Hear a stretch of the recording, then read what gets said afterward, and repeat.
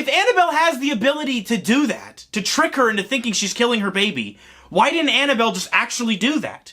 What reason did Annabelle have to spare the baby and be like, haha, got ya, made you look? It's like, what the fuck? Are you even evil?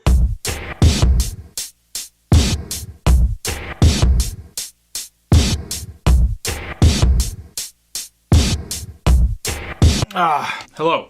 It's Dante Graves. I'm a professional supernatural investigator. Being a professional, sometimes in a professional environment you have your good days and you have your bad days. I have recently had a very long string of bad days. I'm sick of getting into fights. I'm sick of getting punched. I'm sick of letting innocent people die under my watch and feeling the crushing guilt on my psyche in all waking and unconscious moments. Recently, somebody sent me this fucking thing. Somebody sent me this doll. It's like an old baby doll. Supposedly its name is Eileen. This is the doll they sent me. Don't know who it is, but it's not the first time somebody sent me some weird fucking thing. So we're gonna go ahead and set the doll right over here. I get sent weird, allegedly haunted shit all of the time. It got me thinking about creepy dolls, and I don't want to leave the house today, so I figured I'd do an investigation at home. What a novel concept. I don't need anyone's help. I don't have to get hurt. I don't have to get cursed. I don't have to get haunted. It's gonna be great. I don't have to worry about evil magicians, witches, monsters, spider people, invincible serial killers, none of it. It all floats away, because we're gonna stay home, and we're gonna talk about movies! Yeah! I fucking love talking about movies! Ugh. The thing is, I genuinely don't like talking about movies on this channel, because, see, when I was younger, I used to do all kinds of fucking movie reviews, and I would want to be, like, the guy that fucking hates every movie, and I would just complain and scream and, like, you know, whine about fucking movies that I don't even need to be watching. And half the time, I didn't even hate the movie as much as I would let on. I would just pretend that I did to make the video more entertaining. And it's, you know, not something that is appealing to me anymore. It's just quite boring. And when I see a video where people are doing that, it's like, God, this guy is just a turbo fucking loser. It's the most pathetic thing you can ever do. To act as if I have some sort of authority on what is and isn't good is also just super stupid. Because of the fact that I have a bit of information about, like, you know, how a movie's made, and I have kind of super fucking amateur, pathetic films under my belt as well that I made, like, it lets me into the process of a filmmaker's mind, and it just isn't quite as comfortable for me. It takes a lot out of me to, like, just harshly bring the fucking hammer down on some filmmaker who just tried their best, or that just didn't really care about the project they were making. Like, it's a product.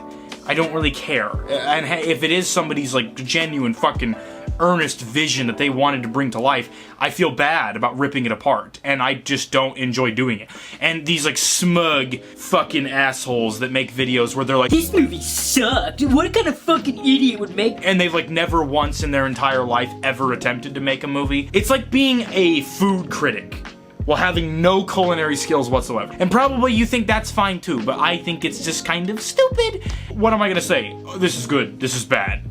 Blech. Like, I'm not the fucking arbiter of what you should and shouldn't be watching. I have a lot of things I like that if you were to tell me you didn't like, I would actually think less of you as a person. For instance, if somebody told me they didn't like Army of Darkness, if they thought Army of Darkness was boring and lame and just stupid, I would probably have to take their life. There'd be no other option. Like I said, that's like my opinion about that movie. You've just gotten a little snippet into my movie review. When people say, like, what do you think about this movie? Isn't this movie suck? These are shitty fucking movies. It's like, I don't know, man. Cause, like, when it comes to horror specifically, which is the genre I'm the most into, my thought process is all over the fucking place. Like, I like everything from fucking old, ancient, silent films that are just fucking boring. I love that shit. Clear through to, like, Spiral. That's like the most recent new horror film I think I've watched that just came out, like, at the time that I'm recording this video. Like, I watched that, and it's like very fucking different things happening in both of these movies. I like watching horror films. I like going to the theater. I like sitting at home. I like doing that. So like, I don't want to be too harsh on it, and there's lots of different subgenres that are all trying to do something different. So I don't think one genre is inherently better than the other when it's not even trying to do the same thing. I know like some of these like hoity-toity fucking artsy-fartsy film critics that you may see. Well, I don't like horror. Horror is very lowbrow, but I like psychological thriller. I'm like, that's the same thing. It's the same fucking thing. It's something that's trying to scare you. And if it's not trying to scare you, it's taking the trappings of a like monster movie or a hypothetical science fiction film or whatever, and they're just trying to tell like a fun, cheesy thing. Like, there's not all horror needs to be scary, not all horror needs to be funny, not all horror needs to be whatever. It can be anything. It's such a nebulous genre because there's so many different fucking facets of it. So it's so like difficult for me to talk about it without stumbling over myself saying blah blah blah blah blah. To really emphasize this point, I wanted to talk about the Annabelle movies. And you're probably thinking, well, those movies suck. And I would probably generally not really defend these movies. Like, these movies are pretty bad from what I remember, but we're gonna watch them again because here's the thing about these kinds of movies, these like the Conjuring universe movies. We're just gonna talk as those, but there's lots of other films that fit into that kind of thing. In the 2010s, there was this big glut of paranormal, possession, supernatural, ghost haunting, whatever fucking movies. To the uninitiated, you see all these films and you're just like, I'm fucking sick of those. They suck. I enjoy these films, and I don't like love them. They're not my favorite fucking genre, and I would like to see other things hit the multiplexes than this stuff. But like, that's what people are paying to see right now. That's just, there's trends, they come and they go. These movies are not the new normal, they're just what they are now. And we've already seen that with things like Get Out or the recent resurgence of Halloween. Like, there are other subgenres out there that can be profitable that studios will look into. The Conjuring universe, though, I've got these ones sitting over here. There's a lot of movies in this universe. What the Conjuring universe is trying to do, and that I really like what they're trying to do, I just don't like how they're going about it sometimes, is they're trying to build like a epic, sweeping cinematic universe around the very fucking bullshit con artists known as the Ed and Lorraine Warren people, okay? And they have a museum where they put all the fucking shit in it and whatever. As a professional ghost hunter myself, they're full of shit. Not once did Ed and Lorraine Warren ever defeat a serial killer. I've done that multiple times. Same serial killer 3 times, okay? It's easy peasy, lemon fucking squeezy. But Ed and Lorraine Warren claim to only be demonologist experts. Look, demons? Pfft, nah. Demons? Ooh, I'm shaking in my boots. You know how many times I beat demons up? All the fucking time. Once, on camera, I just pour a little salt around it. It works, it's easy. But as we're looking at them as works of fiction, that's what we're going to talk about. So I'm not going to break it down so much about how stupid these cases are in real life. It's obviously all bullshit. Ever since the release of The Conjuring, the first one, which I remember seeing in theaters, and that movie rocked my fucking world, okay? It was awesome. And most reasonable people do like this movie. They don't just lump it in with the paranormal activities and just be like, yep, they're all stupid, it's all fucking lowbrow garbage. And I know some people, they still do that, and fuck you. That first Conjuring movie was really good, and it was directed by James Wan. James Wan also did Insidious 1 and 2, and he produced Insidious 3 and 4. He's also done a movie called Dead Silence, which I think it's notable to bring all those up because those movies are all pretty scary. I know some people's gonna be like, no, they're not. I don't give a fuck. Okay, I'm not trying to stumble over myself to make sure that everyone feels included in this.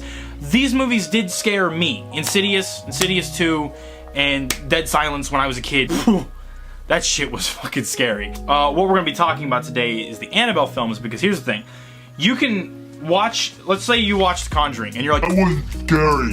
You didn't scare me at all. You're a baby. You're stupid. and I asked you what scared you, whatever you probably say ain't gonna scare me, okay? And look, these movies, it ain't like I piss myself with fear. I mean, they're scary more like one time around.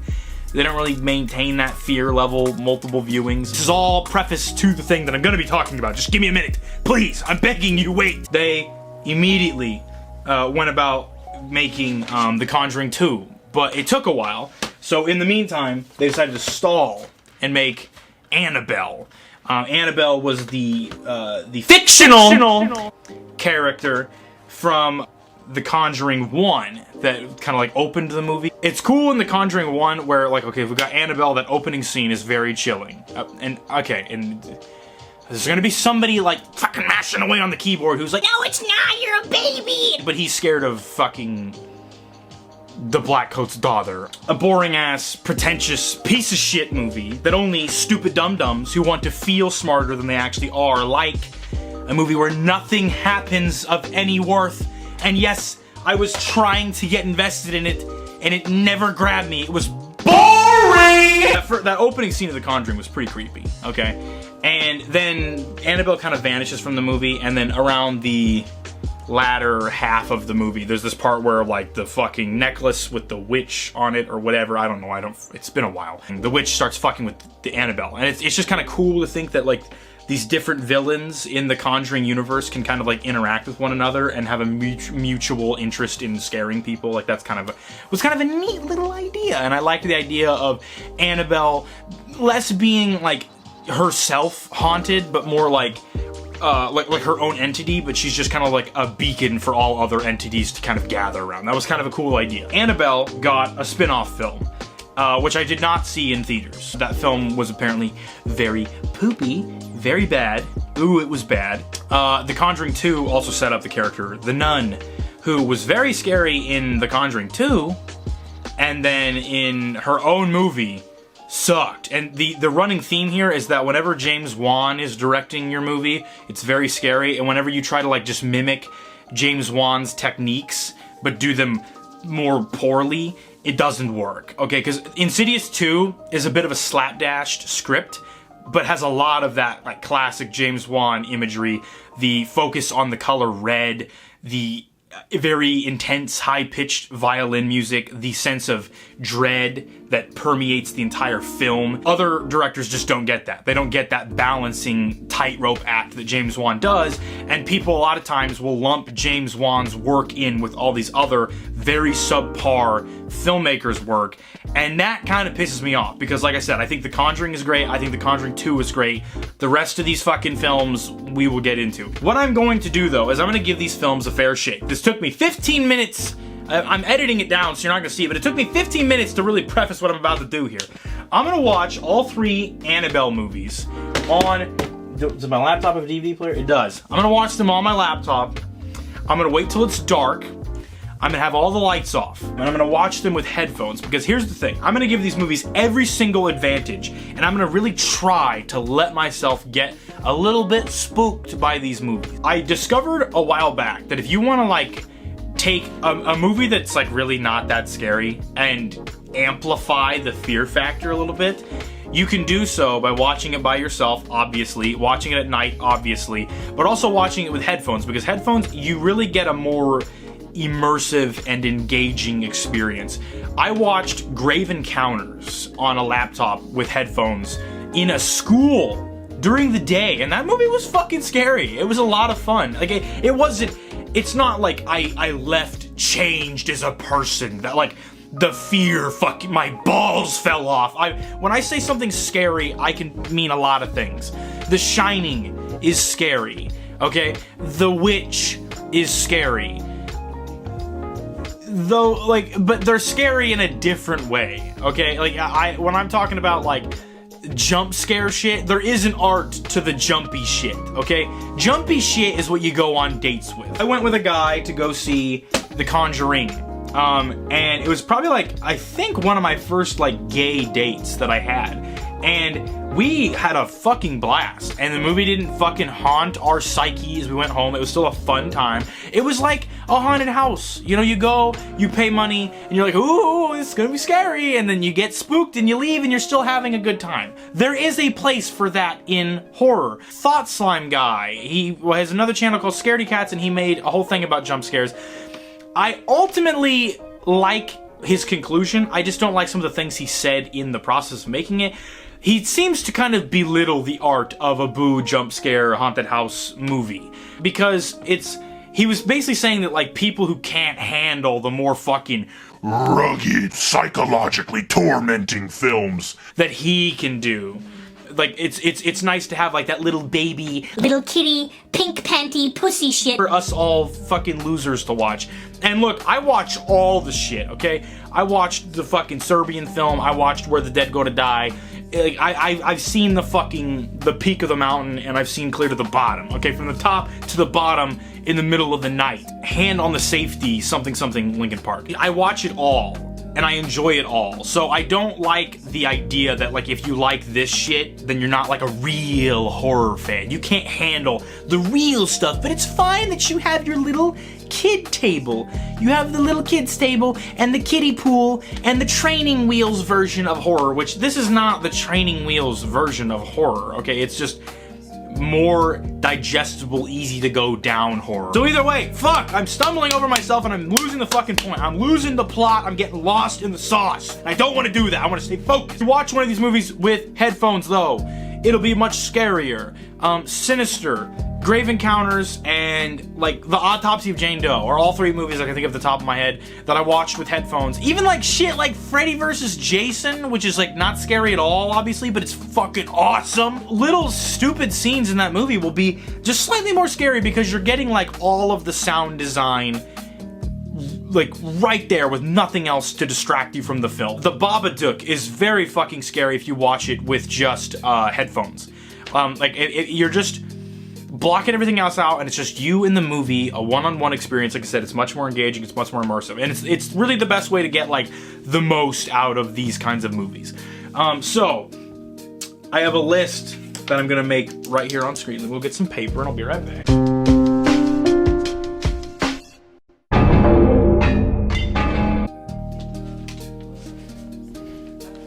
Oh shit, I need something to write on. Okay, so when watching the big, dumb, loud horror films, you have to have kind of like a bar to go off of. If you go into these movies and you're expecting something that's deep and speculative, or thought-provoking, or is gonna really challenge you as a viewer, you're a fucking idiot, for one. You're a complete, literal, mongoloid, troglodyte dumbass if you go into The Conjuring 3 and you're like, this film better really say something about Reaganomics during the 1980s era of which the film takes place. And if it does not, then truly, what was the point of such a film for existing? And obviously I'm being very obtuse when I say that, but like, there are people that like, they'll go see something like The Conjuring and everyone around them will have fun, and then they'll leave it bitching that it wasn't as good as some A24 fucking thing that they watched a couple months ago. It's like, look at you, you're so fucking smart. Oh my god, you're so smart. I don't give a fuck how smart you are, dude.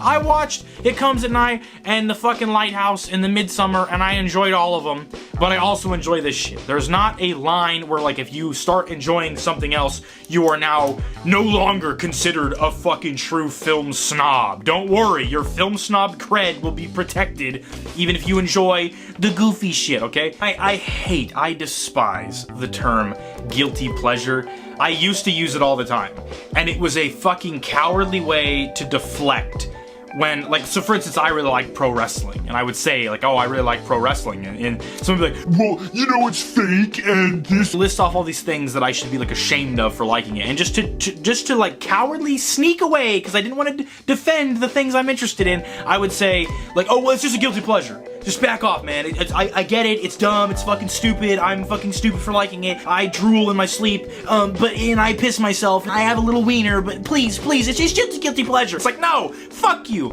Guilty. If you say if you're saying that pro wrestling is a guilty pleasure, I'm using this as an example, but it applies to everything that you could ever say this about. If you're saying that that is a guilty pleasure, what you're basically saying is that all of the people that put their fucking lives on the line and bust their ass to entertain you, the fucking showrunners, the bookers, the wrestlers themselves, even the people, like the fucking refs and the announcers and the all that shit. What you're saying is all those people are wasting their fucking time producing something that's stupid, even though it's entertaining me. Like, no, fuck you, dude. Like, if it entertained you, it entertained you. So suck my fucking literal cock, dumbass. We got this list, and for the love of God, I'm gonna focus on the goddamn list. I'm going to have a score sheet for all three of these fucking films. And as I'm watching them with headphones, I'm giving them every possible advantage to scare me. And the score sheet is, because if you're going into these, you're expecting to get spooked, okay? We're gonna give them a point for every time they have an effective jump scare. We're going to deduct a point for every time there is an attempt at a jump scare, and it's either super telegraphed, or it's stupid, it's lazy, it's a false scare, it's a flat scare. You lose a point every time you get a flat scare. It's gonna be a very rigid scoring system. I'm gonna grade with a curve. I'm gonna be very brutal. Okay, if your score goes to negative, tough shit. I'm not throwing out bonus points. Who you think I am? Dumbledore? I'm not. Engaging story points. So anytime the movies do something that I'm like, oh shit, I actually care about this character, I'm gonna give them 1 point. It's not enough to have a film that has a lot of moments, because those are obviously like what I'm paying to get. I want my boyfriend to hold my arm and be all scared of the movie, and I'm gonna protect him, you know, from the loud noises. Like, that's what I want, okay? And I want to eat my popcorn, and I want to eat my fucking Philly cheesesteak sandwich afterwards. But I would also like to watch the film and be entertained by the characters I'm seeing on screen. I think that's something that the Conjuring films do super well, because even if you're not, like, getting spooked by what's on screen, they have really engaging stories and interesting villains and just a lot of effort put into the overall production, which is I think why a lot of people are a lot easy, like a lot of critics are a lot easier on those films than they are on these other ones, because the other films are very vapid most of the time. Scary imagery. Now, scary imagery is going to be basically the idea of, like, not all scare scenes are jump scares. Sometimes it's just the idea of a scene or something that happens that creates genuine tension or dread in the viewer. These are obviously the most effective kind of scares if you have a brain. I know I just went on this whole tirade defending jump scare shit. I would prefer to be scared on a mental level. I'm just saying I also like the other kind of being scared. If there's scary imagery or effective scene in general, I'm just gonna give a point for that. And an effective scene can include a jump scare. It doesn't have to be an effective scene. So, okay, you've got effective jump scares, scary imagery, and an effective scene. An effective scene, you could get, like, let's say you have an effective jump scare, okay? You can get 2 points, because it could also go for an effective scene if the overall scene was also strong. There's probably gonna be a lot of double whammies for that one, but like if it was just a quality jump scare but the scene preceding it was just kind of whatever, then that doesn't count. So effective scenes, you're gonna get 2 points basically. Anytime I start to feel bored by your movie at all, I'm gonna give you 1 point. 1 deduction point. So like if I'm sitting here and I'm just like, fuck, can we move it along? I'm bored. I'm getting bored. Because the number one thing that a film, one of these kinds of films, a movie can be boring. It could just be a pacing thing, it could be a slow thing, maybe that's what they're going for. A Straight Story, the David Lynch film. It's a very boring movie, kind of. It's a very slow movie, I should say. There's a difference between being slow and being boring. With these films, you don't have time to go slow and methodical. You have to go, go, go. Keep it going. I've got so many other things I could be watching. I'm paying money to watch your shit on the big screen with a bowl of popcorn, and I'm paying for my boyfriend's ticket also. You're gonna fucking give me something to watch, god damn it. So, if I'm starting to get bored, you get a deduction, okay? And then I'm gonna give you my overall score out of 10 at the end of it. And I normally do not do scores out of 10, but this is just kind of like a last ditch, like, well, my overall experience of the entire project, because you can't just go scene by scene and then judge it that way. That's unfair. But if I judge my overall experience after having watched the movie and been like, how did I feel about that? 1 being, I want to burn the film and everyone who was involved in making it should be ashamed of themselves. And 10 being, I want to tell everyone and their fucking grandma about the movie because it was the best thing I've ever seen, and I will be rewatching it immediately following, and it will be owned on Blu-ray on my shelf, and I will recommend it and lend it out to people as a film that I would put my stamp of approval on, saying this is a movie that upholds my core values as a human being. That probably will not happen with any of these movies, but it is an option. You could possibly get there. You can be scored on effective jump scares. Shitty jump scares will get you a point deduction. A flat scare gets you a point deduction. Engaging story, you get 1 point. Scary imagery, you get 1 point. Effective scenes entirely, you get 1 point for that, but it, you know, like I said, it can like be added up with the other jump scares or effective imagery. Boring scenes, you get 1 deduction. Overall score, You get that. So that's what these movies are going to be reviewed upon. We're going to go in, we're going to watch these films. I'm doing this for you, and then this is going to be kind of a healthy way. You can log what I say about these films, and you can guess, like, okay, if I'm going on a date, I want something that's actually gonna scare us, okay? I wanna get scared. You can look at these, because this is not about how good these movies are. This is about how scary these movies are. I'm not gonna fucking monitor my heart rate like that stupid survey that determined that Sinister was the scariest movie, which Sinister's a really good movie. It's just not the scariest movie. Because no movie can really be considered the scariest, because that's the thing I wanna strike on here. The point of this whole experience is to tell you that no movie can be the scariest movie or not scary at all, because fear is so much like comedy. It's totally subjective. What is funny to one person is not funny to another person. I brought up The Black Coat's Daughter earlier in this video because somebody had told me that that was like the scariest movie they've ever seen. And I just genuinely felt that that movie was super boring. Now, I don't hate all the films by said filmmaker. A movie that, like, is most people consider to be, like, most of those hoity-toity, artsy-fartsy people that I was making fun of earlier, considered to be very scary is Hereditary. I found Hereditary to be blood-curdling. That movie was terrifying. Midsommar, I thought was awesome.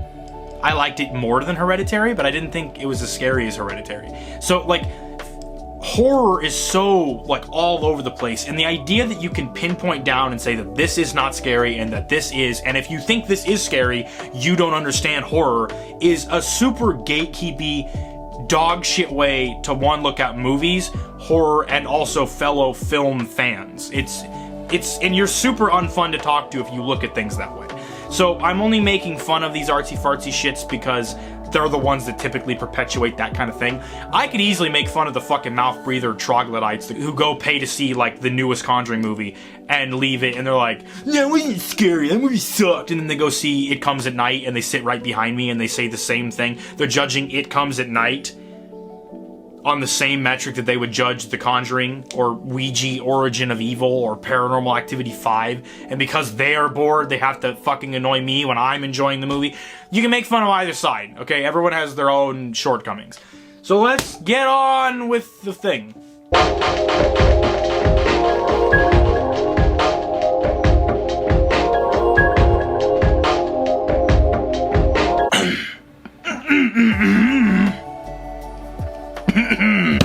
Welcome back. I have completed watching them, and I'm gonna be totally frank with everybody here. I did not just watch them in a row, because see, I was gonna do that, and I started watching them, and I'm like, fuck, I'm already burnt out. So I did it over the course of one day, took breaks in between. I gave them all their fair shake. I've got their fucking report cards, one for each movie, and we're gonna go into it. So if you paid attention to my handy dandy scoring system, now you'll understand how this works. But without any further ado, let's get into how these films scored. So, Annabelle, the first movie.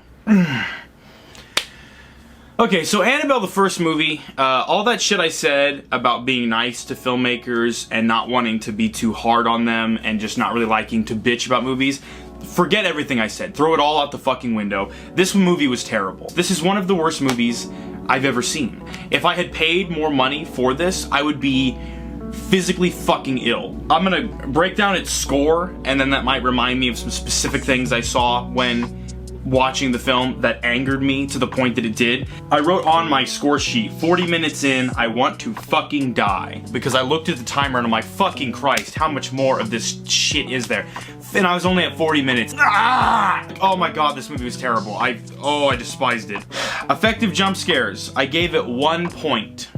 There was one scene that I was trying to be as fucking generous as possible just so it didn't seem like I was shitting on this movie, because trust me, I got vitriolic with some of these scores, and I said before that I'm grading with a curve, but I did not think that even a movie this fucking terrible would score this low. It had one scene that's in the trailer, and you can watch it for free because it's in the trailer, involving a door shutting and then someone bursting through the door, and that was just kind of cool. I was like, oh, neat. It was an inventive idea that I was not expecting, and I'm not saying it made me like it was, you know, it was a cool idea. There was thought put into that one scene. That is it, okay? The rest of it is all dog shit. Engaging story points, 0, zip, nada, finito. This story sucks, okay? It's a woman and her husband, and they have a baby, and Annabelle shows up. And they stretch it as thin as that could fucking go. Like, they really, really tried to make a feature-length film out of this, and somehow it was like an hour and 45 minutes or something, and I'm like, you could have stopped at an hour and 20 minutes, and you would have had more than enough time. Oh my god. No, I gave it -1 and another -3 because I was just consistently, I'm like, something's gotta fucking happen in this movie. -1, so it lost 5 points, -5 points on engaging story points, because I did initially engaging story, I was only gonna reward a point. I was like, oh, I'm interested in what's going on, 1 point. But if you're like continuing to unravel a story and it's becoming less interesting the more it goes on, like this movie, oh my god. And it didn't even start terrible. It starts with like stock footage from The Conjuring where they were first introducing Annabelle in that movie, and that was a pretty effective scene in The Conjuring that kind of like really built this doll up as being something. That one scene though, they should have just had an Annabelle short film and then just released that or something, because like this film was just, it was like the cheapest, shittiest fucking way that they could have went about this. They're like, we have this character that we know is gonna sell tickets because she's iconic, and like you can't deny that she is, and like everyone recognizes her. We can make a movie that's set in 2 locations with almost 0 exterior, with 2 actors and a fucking doll, and have just some boo jump scares that we put fucking 0 effort into. Like, I don't have a problem with you putting jump scares in your movie. If you do them well, I enjoy them, they're fun. This was fucking stupid. Like, they put the minimal amount of effort that you could put into a jump scare. A lot of times a jump scare would happen, and like it would be like, oh shit, I guess that was intended to scare me. Like, but it was so fucking boring, because it's the whole movie's made up of scenes of like woman walking around with baby, notices something odd, looks this way, there's something spooky there, but like the things that they're showing you are not even fucking spooky. Like I don't know. Okay, so engaging story points, negative points. Flat scares, it lost 8 points. There were 8 specific scenes that I saw as like them building up a scare that did not land for me. 8 points, gone. Scary imagery, it got 2+. The first one was because of the very opening shot of the movie that's just Annabelle's eye. It's like, again, it's like you're copying someone else's homework because it's from The Conjuring, but it was a neat little shot, and it was like, oh, that's creepy. Check 1. And the other one it got was for the elevator scene. That was a pretty creepy scene, but like it was just too little too late. It came way later in the movie, its payoff wasn't even that good, but it was an interesting idea that in the hands of a better director and in a better movie would have been way more effective. And the other point was for the initial like nighttime attack, where the people break into, like the helter-skelter people break into the neighbor's house and kill them. It was a pretty creepy scene. Again, like its payoff had nothing, and the actors are terrible, especially the main woman. Like, her baby gets stabbed, spoiler alert. That was the most ho-hum expression that you could possibly have for, like, your unborn child being stabbed by a fucking Charles Mansonite. But yeah, that scene was creepy. And the "I like your doll" thing, like that was, I don't know, like that, it was, I was trying to be as nice as I could, so I got 1 point for that. Boring moments. This is the category that really fucking kneecapped this movie, let me tell you. Not that it had any chance before then, but yeah, it lost 8 points from just 8 specific scenes where I was like, oh my god, let's move it along. Oh my god, this movie's fucking boring. It's so fucking boring. I can't. The only way you can tell how boring it is if you actually watch it, because just nothing of any fucking worth happens in it. And then I ended up adding a category for if I thought something was cool, like, because I was like, well, not everything's gonna be scary and not everything's gonna be not scary. Some things are just gonna be cool. So I added a cool point bonus, and it gained 1 point from that, but then I ended up taking that point away because I was just so fucking angry at the movie. But like, the amount of things that happened that angered me, just because of how little effort was put into them, or how low stakes it was. Like, an example for how, like, kind of just ho-hum this whole experience is the beginning of the movie, or towards the beginning when they actually get the doll. They have that one creepy encounter with the doll. And And then, well, it's not the doll. And that's something I would get into. It's people breaking into the next door house, and then they fuck with the doll, okay? And then, doll does nothing. And then, like, the next day, she fucking, like, burns popcorn and, like, cuts her finger on a thing, and it's seen as, like, this dramatic, terrifying scene.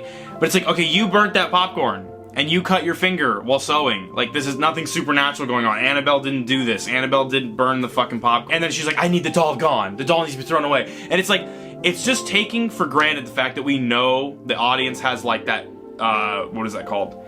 Dramatic irony. That we know that the doll is, like, evil or whatever. So we just assume, like, yeah, throw away the doll. But the doll in universe has not actually done anything yet. And the woman liked the doll not but a day ago. And I get that it's like, okay, well, like, the people were fucking with the doll, so it creeped her out. But it's like, the doll didn't do anything. And they're already jumping to the conclusion of, like, throw it out. Get rid of it. And then it shows back up and she's fine with it. Like, just nothing of any consequence happens. A better example, spoiler alert, the ending of the movie, there's a scene where she gets so angry at Annabelle that she grabs Annabelle and she's like, where's my baby? And starts smacking Annabelle on the fucking, like, this, like, metal crib. She's cracking its fucking neck off this thing and then throws it across the room. And everyone with half a brain knows that it's gonna be her baby. That Annabelle is, like, tricking her to fucking hit her baby. And this is happening and I'm sitting here like this. Because I'm like, not only are you gonna bore me to death and not fucking scare me and give me no fun at all, but you're also gonna show me a fucking dramatic infant death at the end of the movie because of a own character's fucking stupidity. And then, sure enough, it's a baby, and I'm like, you fucking movie. Fuck you, movie. Fuck this movie. I fucking hate this movie. I'm so angry. I'm not even, like, scared. I'm not like, oh no. I was just like, okay, yeah, exactly. This is what I thought you were gonna fucking do. Fuck you. Anyone involved with this should be fucking shot. You're all fucking idiots. You deserve to have your fucking movie-making licenses revoked, and you should fucking work at a gas station like me. It pisses me off, the fact that that fucking was able to be put in a film. And then they don't even have the balls to commit to the thing they just showed you because it's not her baby. Oh, gotcha. If Annabelle has the ability to do that, to trick her into thinking she's killing her baby, why didn't Annabelle just actually do that? What reason did Annabelle have to spare the baby and be like, haha, got ya, made you look? It's like, what the fuck? Are you even evil? Why should I be scared of the doll if it's not even gonna actually do anything? Nothing of fucking consequence happens. It's fucking stupid! Overall score, 2 out of 10. Now, I thought that score was too fucking high because I hated every aspect of this movie. There was nothing good about it. If this movie was fucking evaporated from existence and no one even remembered it, no one would fucking care. Who the fuck is going after this fucking movie? Nobody. Not a fucking soul is like, oh, let's watch the first Annabelle. It's fucking stupid. But 0 out of 10 is if a movie is like, I hate the fact that it even exists. Like, the people who made it are bad people for making it. And in my heart of hearts, I don't feel that strongly about this movie. This movie just angered me because I wasted my fucking time with it. But either way, 2 out of 10. So, after totaling all the scores up, this leaves Annabelle, the first movie, with a total score of negative 17. Pathetic. Fucking pathetic. The amount of lack of effort, that's the thing. It's not even that it's bad, it's the amount of, like, they just didn't give a fuck, and you can see that oozing out of every goddamn scene. They took shortcuts, they just did, fuck it, whatever. Just make it an hour and a half long and shit it out. People will see it, people will pay to see it, and it just needed to make its fucking... How much money did this movie cost to make? How much fucking money did they put into making this movie? 29 on Rotten Tomatoes? You people make me fucking sick. $6.5 million. That's how much this movie cost to make. That is shockingly low. I was literally gonna guess that they could have made this movie for $2 million. It could have been made for $2 million. Somehow it got to $6.5 million. The amount of fucking money that this movie made for $6.5 million is $257.6 million. Now, let's be real fucking generous. Typically, if you want to find out how much a movie actually made, you can take its actual budget, its production budget, and times it by 2. 6.5, it's fucking 13 million. I don't know. I think that's what it is. So for $13 million, they made $257.6 million. And in its opening weekend, Early tracking projected Annabelle would gross around 25 to 27 million in its opening weekend. However, estimates shortly declined after to a range of between 20 to 22 million. In its traditional 3-day opening weekend, debuted at number 2 at the box office with $37.1 million. So it over-fucking performed. It overperformed, and in its opening weekend, made triple what it cost to actually make. So it's no fucking wonder they made more of these. But the fact that they got away with that, and I'm not even mad at people. Like, it's gonna be real easy for some fucking asshole to say, like, Well, all those fucking idiots went and supported it, and that's why. it's like, no, people just wanted to have fun. They wanted to go to a movie and be entertained. That's why I fucking watched the piece of shit. I wanted to be entertained. I didn't go into it wanting to hate it. If you watch the first part of this video, I gave it every fucking advantage it could possibly have. And I defended it in a way. I'm like, hey guys, let's go easy on it. So that's why it angers me so much. Because now I look like a fucking jackass because I defended this piece of shit movie. No, people just wanted to have fun. They just wanted to go to a movie, have a fun night out, a low risk, you know, low thought. Like, that's fine. It's cheeseburger. It's ice cream. It's just inoffensive, harmless fun. And if you want to, like, get mad at people for supporting that, you're a fucking asshole. Take the stick out of your ass and go fucking kill yourself. Like, people like that anger me. Because I'm like, the person you should be angry at is the person that made the fucking movie.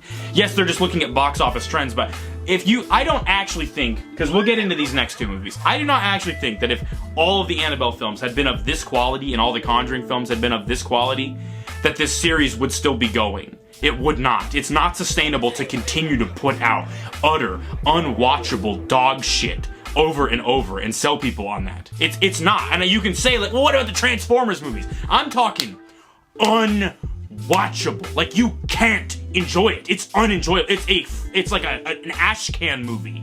It's made purely for monetary gain, nothing else. And you can't say that about a lot of movies. There are movies, but even those fucking Transformers movies that I just brought up, they are not made solely for monetary gain. There's at least some creativity put into them.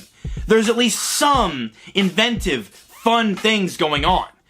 There's some enjoyment to be had. This movie has zero. It was astounding. It should be fucking studied in a lab. The thing is, they just needed it to recuperate in its opening weekend. They didn't even care what its fucking, like, RT score after that was, because it's already made its money back. It already did what it needed to do. Never mind the fact, the damage it did to this character and this fucking franchise as a whole, even though it's a spinoff, it did damage to the reputation of The Conjuring. And The Conjuring 2, because The Conjuring 2 comes out and they're like, oh, well, that Annabelle movie, yikes, that sucked. And then it's like, okay, but this is what I'm saying. The Conjuring, if you actually talk about The Conjuring and Annabelle the first movie in the same fucking breath as if they're the same fucking thing, you're a fucking idiot. You are a fucking shit-eating moron. Seriously. You watch the both of them back to back and you tell me with a straight fucking face that they're equally fucking bad. One of them was made by a fucking filmmaker who made Mortal Kombat Annihilation, and the other one is made by the same fucking guy who did Saw and Fast and Furious 7 and Aquaman, fucking quality popcorn movies. And if you don't agree with me, I'll fight you on the side of the fucking street. I'm done talking about it. That's enough. -17, and just because I'm a fucking asshole, fuck you, it's -20. I like round numbers. Annabelle Creation, thank Christ. So I had seen Annabelle Creation before, and I actually really enjoyed it when I first saw it in theaters. I had not seen Annabelle 1 at the time of. Annabelle 1, I'd only recently sat down and watched beginning to end for the making of this video. Annabelle Creation, I went into it, and I was gonna be fucking ruthless. I was like, if this shit, if I'm like somehow mistaken, or I don't remember it correctly, or I'm looking at it with rose-tinted goggles, but I was not. I was bipartial. I was down the fucking middle. So it's overall, here, let's break it down. Effective jump scares, 0. Unfortunate, I know, but none of them were scary, but none were annoying. So I did not subtract any points. There were none that were lazy, none that were stupid, okay? Engaging story points. This is where this movie really slayed house, okay? This movie gained 10 points for engaging story points. I was legit invested in this relationship between these two girls. I was legit invested in why Annabelle was at this house. They set it up perfectly, why the doll is haunted. That was all cool. I love the stuff with Annabelle's mother, the little girl Annabelle, and with the guy and his wife being fucked up in this, you know, haunted orphanage that they're living in, and there's like interesting characters. None of them were annoying. I liked everybody in the movie. They all did a good job, especially those two main little girls. They're very good actresses, and I was like just very impressed with it. So yeah, 10 story points. I can't remember every individual point I gave it, but I kept sitting there and I'm like, oh shit, I'm interested. I want to see where this goes. Something I cannot say at all about the previous movie. Flat scares. There were a lot of them. Like I said, with effective jump scares, I gave it 0, but I made sure to write down none were annoying. But there were a lot of flat scares. They just didn't do anything for me. I gave it 5, like, genuine negative points. Like, it lost 5 points for just flat scares. Scary imagery, though, it gained another 10 points.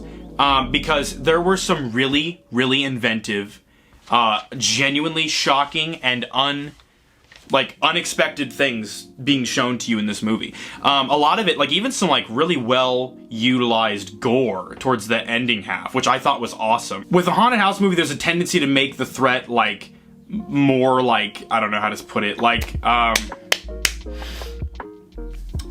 to make it more like metaphysical or psychological, but I really liked that this movie gave the, like, there was actual physical danger. Annabelle was not just this creepy doll that sat around and made you uncomfortable. Like, it was a creepy doll that attracted demons and shit, like killer scarecrows, which I thought was fucking super cool.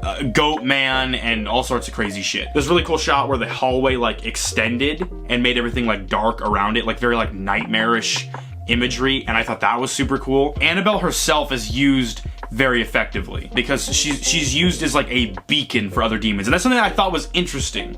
And I don't necessarily hate is that Annabelle the doll itself is not like the mastermind of all these things. And in both of the Annabelle films we're going to talk about right now, and really the first one too, Annabelle is not the focus. Like, she's there, but they explicitly say like she's a beacon to other things. The doll itself is like harmful. That's kind of an interesting idea. I do kind of wish that the doll itself was a bit more evil though, because like she's so iconic. Yeah, like all of the cool shit that happens in this movie that's actually causing like danger is not Annabelle. But either way, effective scenes, 10 points. Boring moments, I subtracted 4 points. There were some parts where I was like, okay, let's get it moving along. However, in the movie's defense, all of the points that were boring me were stuff where it was just like getting slow because it was trying to like develop characters.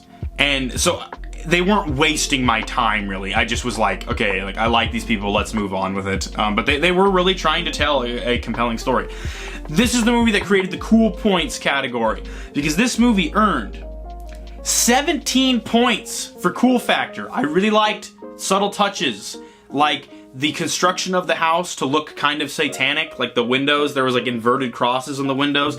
Just really interesting directorial choices, like the director literally gave a shit about things. Annabelle's first appearance in the movie was chilling, and they had a very cool, like the part where she's in the closet was super fucking cool. I thought that was a really interesting idea with all the holy like pages on the walls, kind of reminded me of The Omen. That's always cool. Super cool dollhouse, like just like a lot of effort oozed out of every scene. Like they didn't just shit this out. They're like, okay, last time we fucked up, let's actually try this time. Let's try and recuperate some of that lost momentum that we did to Annabelle, like the damage we did to this character. So I thought that was super cool. The fictional character of Annabelle, they explained her origins really well, and I thought it was really interesting, and it kind of just gave the doll more personality. It kind of reminded me of the opening scene of Child's Play 2 where they're building Chucky. That was kind of cool. I ain't really got no harm against Annabelle creation. I think it's perfectly entertaining. I've watched it a couple times now and I enjoyed it again this time. It's not super scary, but I think like if you're like a little bit younger, this would be a pretty creepy movie, and I think it'd be a lot of fun at like a sleepover or something.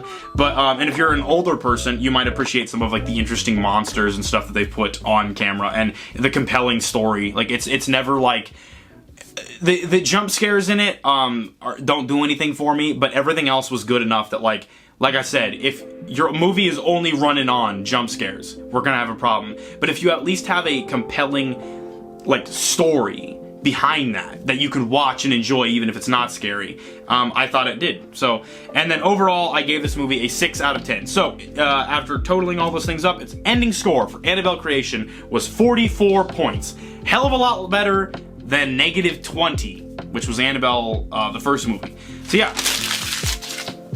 Next movie, Annabelle Comes Home. Now I'm gonna be honest with you. I was not looking forward to watching this movie. I had attempted to watch it once before, and I was not a fan. I thought it was very boring. And so watching it was more of just out of obligation, but it was the Annabelle movie that I knew the least about. I was like, thinking back on it, I'm like, I don't really even remember when this one came out. Like, it came out, and I was thinking about it, I'm like, I guess I did remember seeing posters for it, but I didn't see like a trailer or anything. Like, it was weird. And I didn't remember like at what point, like, was this the most recent Annabelle movie? And I don't know, it was just weird. So it was kind of nice to see a Conjuring movie that I hadn't seen, like, in any way. Like, Annabelle 1 I had seen parts of, and I was like, ugh. But Annabelle Comes Home, I was like, I had very little information on it. So I was interested. I was very, very pleased to report that I enjoyed Annabelle Comes Home. I didn't enjoy it as much as Creation. I think it's a little bit less than Creation, but it is a very fun movie. The thing that I was very hard on Annabelle Creation initially when I was grading it, and it recuperated because what Annabelle Creation is trying to do is like Goosebumps horror. This movie, what's this movie rated? Rated R. Man, that's bizarre. Annabelle Comes Home. I think I said Creation earlier. Annabelle Comes Home would be a very effective sleepover movie, even more so than Annabelle Creation, I think, because Annabelle Comes Home is not interested in telling a compelling story. Annabelle Comes Home is just interested in showing just kind of a spooky, fun movie, and I really enjoyed the creativity that was put into the movie. None of it was that scary, however. Let's go to the breakdown and then we'll go into the rest of the movie. Because at first I didn't really quite understand what Annabelle Comes Home was trying to do, and then it all came back in full circle at the end of the movie, and I'm actually interested in watching it again. So effective jump scares. There was one. There was one scare that I could see it coming a mile away, but I didn't expect it to be that. And they did put a lot of build throughout the entire movie to that scare. The scare in question is the one involving the piano with the girl's dad. Because I was like, it's gonna be something stupid, it's gonna be way overdone, it's gonna be dumb. But then when it actually happened, I was like, that was very understated. It progressed the story. It was creepy. It had a lot of fucking super chilling build up to it. And they had been talking about her relationship with her dad the whole time. So it wasn't just a jump scare. It was also representative of how she feels about the situation with her dad. So I was like, that was very effective. I don't expect every jump scare to have that much effort put into it, but that was one that they did do very well, so I did give them 1 point. No more points for effective jump scares. Engaging story beats, got 5 points.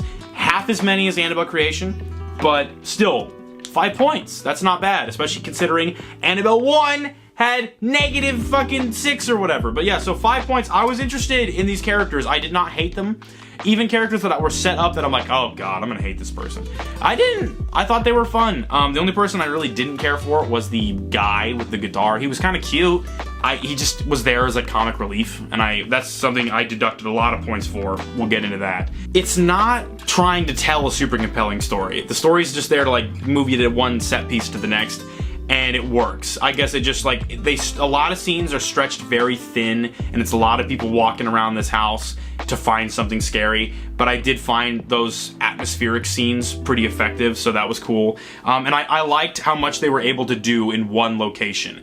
Unlike Annabelle 1, where it felt like they were doing that as a cost-cutting measure, which this one they probably were also, this one they really maximized that location. The location being the Warrens' house, which I thought was really interesting, that it was like, set right in the HUD of where all these movies take place, but without the Warrens actually present. That was kind of cool. Seeing the Warrens at the beginning of the movie reminded me why I like these movies to begin with, is because I really like these characters. The story is compelling.